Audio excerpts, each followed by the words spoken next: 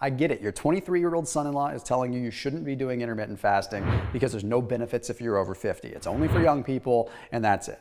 Well, but let me break it down, because in reality, there could be more benefit for people over 50 than those under 50.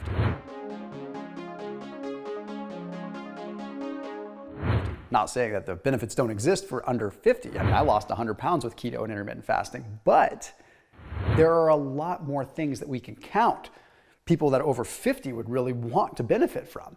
So let's go ahead and let's dive into it. And the first one that I really want to address, the big elephant in the room, you're not going to lose a bunch of muscle if you intermittent fast. And if you're male, female, brown, yellow, green, it doesn't matter. Muscle mass is still very, very important for your longevity and your health span. Okay, muscle mass is not just vanity. It's not just tissue that moves your skeleton. Okay, it is a secretory organ. Okay, it actually secretes myokines. It secretes signals. The more that we learn, we realize, metabolism is associated with healthy muscle, not necessarily big bodybuilder muscle, but just healthy muscle. Okay, now here's the interesting thing. When you fast, you improve your insulin sensitivity because you are eating less frequently. So your cells become more sensitive to insulin. This means that when you do eat, your body is going to soak up those nutrients in the cell a lot better. It's going to soak up that protein much better, which means that you could potentially do more with less. Who doesn't want that? The other big thing we have to talk about is when you are fasting, you have muscle protein breakdown that is occurring, which means weaker, more decrepit components of your protein within your muscle actually break down and go into the bloodstream during a fast. Then when you break your fast, those components of useless tissue get reallocated and put to a place where it's needed. So you actually consolidate your muscle tissue in a lot of ways and end up with higher quality tissue. So this is a very good thing, especially for people that don't want to be overly bulky. They just want to be able to have the muscle to give them that health span that they're after. And then if you're doing intermittent fasting properly and you're not like having little bits of food during your fast, you should get into a mild state of ketosis during that fast, which is what is called leucine sparing. That means that it protects your muscles from breaking down. But anyhow, let's get into what you want to hear about. Okay, let's talk about longevity and health span and how fasting has to do with that. And I'm talking about intermittent fasting here, not even like prolonged, super long fasting. Okay, if you're over the age of 50, this is something that's on your mind. I'm gonna go into a little bit of biochemistry, but I know you'll get it. Okay, you're smart. As we age, we lose something called NAD. Stands for nicotinamide adenine dinucleotide. And what it is a cofactor that is involved in so many different things. In fact, it's so important, if we didn't have it, we wouldn't be alive for more than a few more seconds. Okay, it's that important. But what happens is this is involved in creating energy, but it's also involved in, let's just say for simple terms, like building roads and building bridges and building things and protecting your body from a longevity perspective. It's all about regeneration because it activates these things called sirtuins. Gobbledygook, which is my favorite word to say, you don't need to hear about that right now. Okay, the reality is, as we get older, NAD levels get lower and lower and lower, which means we essentially have less resources available for energy metabolism. We have less resources available for rebuilding. We have less resources available for protection. And this is a problem as we get older, and it's just part of life. But what's interesting is when we consume food, or when we consume glucose in particular, or carbohydrates, that requires a good amount of NAD just to transport into the cell. So imagine you have just a finite amount of engineers, of Army Corps of Engineers, right? And they are working hard at rebuilding and protecting as much as they can. And then all of a sudden, a big supply truck comes in, the food comes in. So, well, all hands on deck, they have to go unload the supply trucks. So in the meantime, bridges aren't getting built, roads aren't getting built. You run into these problems, right? Well, with fasting, what happens is because your body runs an alternative fuel called ketones and also fat, well, those particular fuels don't require troops to come help them. So that means that your troops, your Army Corps of Engineers, are now available to continue building even though you have food coming in. Intermittent fasting does this. It leaves more resources available for potential rebuilding and protection. I cannot overemphasize how tremendously huge this is. Then additionally, if you look at a lot of studies that look at centurions, people that are living to 100 years and beyond, you find that largely there is a correlation between their age and their insulin levels. Lower levels of fasting insulin are usually associated with a longer health span, better lifespan, right? That's not saying that correlation equals causation, but it's pretty strong evidence. So in a lot of ways, when you look at particular regions of the world where they have a lot of centurions, you look at their plasma glucose levels, their fasting insulin levels, they're lower. And with fasting, you are ultimately lowering your insulin levels because you're not consuming as much. I'm not saying that you're magically reducing your insulin levels all the time, but what you're doing by not eating for a specific period of time, during that time, of course your insulin levels are going to be low. You're not eating. Insulin only spikes when you eat. So during those periods of time that you're not eating, your insulin levels are lower. Well, over the course of the week, that's going to bring your overall insulin average down, right?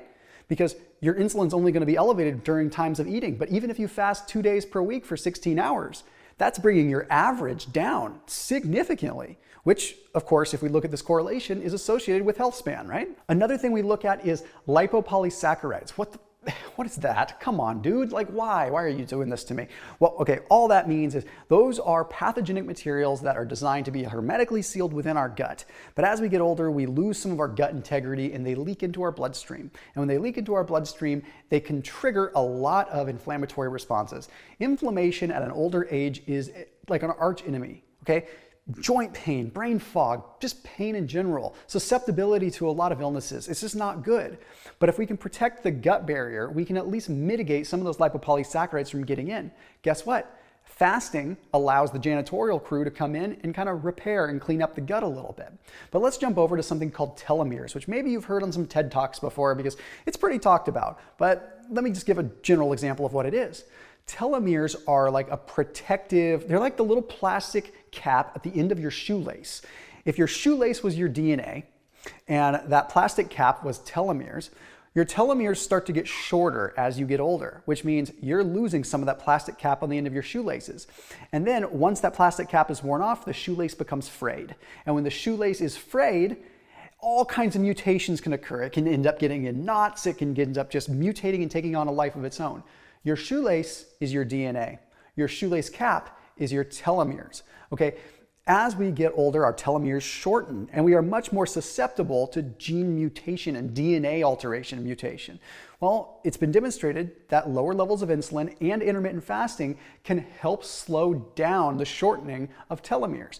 Huge, huge thing. In fact, there's even some evidence that shows that it may stimulate telomere growth, which I don't want to go down that rabbit hole, but you get what I'm going for there. And then if we want to get really technical, if you're fasting longer than 16 or 18 hours every now and then, you're going to have a higher level of ketones. And don't get me wrong, you don't have to do a ketogenic diet. I'm not saying that, okay? But if you're fasting, you will have ketones present because it's a starvation molecule and you're in effect starving for a tiny bit. Well, what happens is those ketones do something unique. They are what is called a histone deacetylase inhibitor, which means that they unlock our genetic library. And when you unlock our genetic library, you will allow all kinds of antioxidant capabilities within the body to take place, basically protecting your cells a little bit more. Histone deacetylase inhibitors unlock what are called FOXO genes. FOXO genes are largely associated with longevity and health span. And I could go on and on and on, but from a genetic blueprint level, sirtuins and FOXOs are exceptionally important. If you're doing fasting or you're trying intermittent fasting, one thing that might make it a little bit easier to get rolling is knowing like what to eat when you're not fasting as well. I put a link down below for a company called Thrive Market.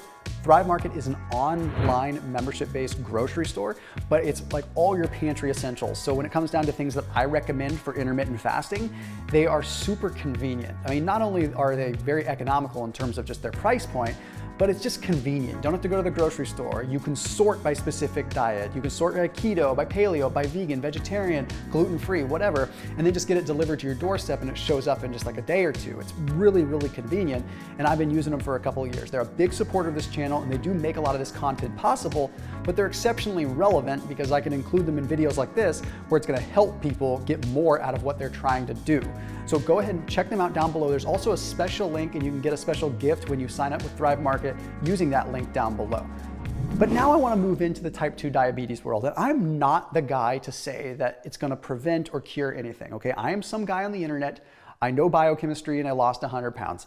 That's it. Okay, I'm not a doctor, but I do know some statistics. Okay, 3% of the population between 18 and 45 is type 2 diabetic. 15% of the population between 45 and 65 is type 2 diabetic. 23% of the population between 65 and 74 is diabetic. Do the math. As we get older, we have a higher risk of type 2 diabetes. And although I'm not going to speculate and I'm not going to make any claims, it's easy to hypothesize that that has to do with, well, that's a lot longer exposure to food. More food, more insulin over time, potential risk of type 2 diabetes. Now, normally I wouldn't lean on that claim a whole lot because it's just my opinion, but there was an interesting study that just came out March 12th, 2021. Okay, it was a meta-analysis that took a look at 60 different studies, and they did conclude within this study as the result that insulin resistance does happen before weight gain. So if you become insulin resistant, it is very likely you will gain weight, which explains why as we get older, our weight goes up. It has to do with insulin resistance. And as we get older, we tend to get more insulin resistant, not necessarily due to anything of our wrongdoing, but a lot of it has to do with the fact that we just become less metabolically efficient.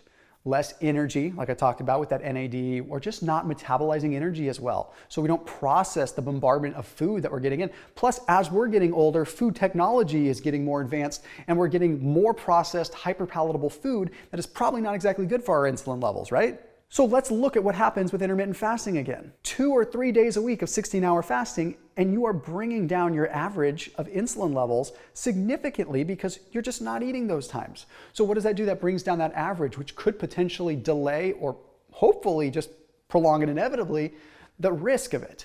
Okay, I'm not saying it's going to cure or prevent anything, but we're trying to reduce the risk. And intermittent fasting could be the easiest way to do that without having to jump into a ketogenic diet or any kind of radical thing, right? Now I want to touch on cognitive decline because, again, I'm still a young buck, okay? I'm just like whippersnapper that's just, preaching my stuff. But at the end of the day, every day that I get older and every day that I listen to my kiddos scream and I feel like I'm losing brain cells, I think about cognitive decline. I don't care as much about my muscles and this and that. I care about my brain. I don't want to lose it. I don't want to be feeble-minded, right? And I know you don't either. So that's where intermittent fasting can be very, very powerful. You see, the brain doesn't transport glucose very well through the blood-brain barrier, through basically this protective barrier of our brain as we get older.